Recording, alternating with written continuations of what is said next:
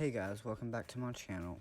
Don't forget to subscribe and hit the bell icon so you're notified every time that I upload a new video. Today I'm going to be showing you how I made this fall wreath. I started by putting the bow on first and then adding the floral and greenery after I did that. Also, as you can probably tell, I spray painted the grapevine wreath a green color. And then I also added the fake pumpkins to each side of the bow to give it a balanced look. I want to thank you guys for taking the time to watch this video.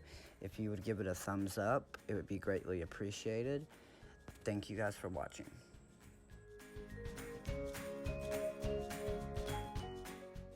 At the end of this video, I'll add a clip of the finished product so you can see what it really looked like.